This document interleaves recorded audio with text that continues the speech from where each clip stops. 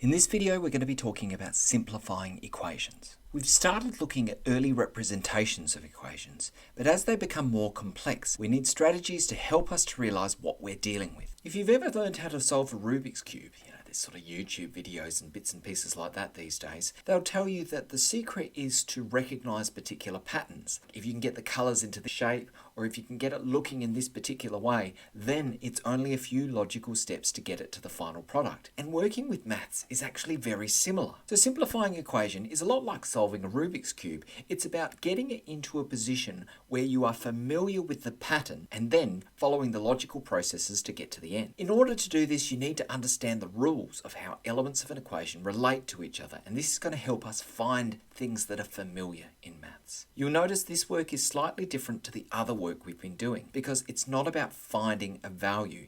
In this case, you'll notice there is no equals sign, but it's still a really useful strategy to help us in our work, and we'll be using these skills moving forward. So this is the kind of thing we might come across when we're simplifying an equation. There's no equals sign here, so I'm not trying to find the value of A. What I'm trying to do is take all of these different numbers and symbols and representations and put them in a familiar setup. To help me do this, I'm going to be referring to our orders of operation, which give me some tips about how I can work with complex equations. Now, at the beginning of our order of operations is the B, and that stands for brackets. So one of the first things we try and do to simplify an equation is to get rid of the brackets, because brackets are a shortened version of a bigger equation. So if we can work with those brackets to pull those away, then we can reduce the complexity of what we're looking at. You can see the two arrows at the top represent, when we've got a number in front of brackets, that represents a multiplication. And each arrow represents that because we're multiplying both things within the brackets, we need to look at those separately. What I'm doing in this case is expanding the equation. And I know what you're thinking, hey, aren't you supposed to be simplifying this? But bear with me and we'll see where this goes. You'll notice I've used the colors to show where that expansion happens.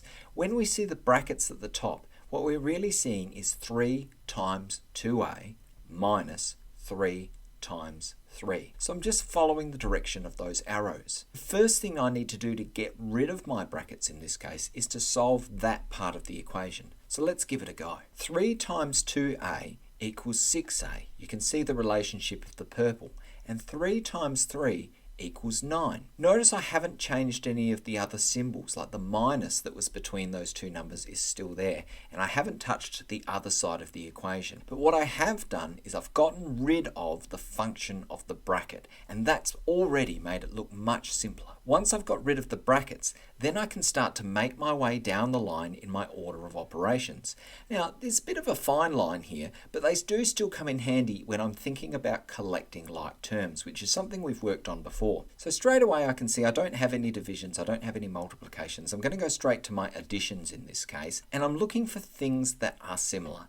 Now, in my equation, I've got numbers that are connected to letters. So I've got 8a and I've got 6a, and then I've got numbers on their own, and they represent different values. In this case, the 8a and the 6a are the same, so I should be able to plus those together. You can see based on the colors how I got to 14a. Now what's left is 4 minus 9. So if I minus 9 from 4, I get minus 5. And as a result, I've got to this point where I've simplified the equation. Now, I made the mention that I am not solving this equation, and I can't really solve it without an equals sign. But what I have done is taken a very complex representation of numbers and turned it into something much simpler. And that's the process of simplification. To give you a comparison to show the difference of what we've made, when I do bring in an equals sign, you can see the difference here. So on one side you've got the original equation that we started with, but basically what I've determined is that that equation equals the same thing that's on the right side, but one is much easier and more familiar to follow than the other.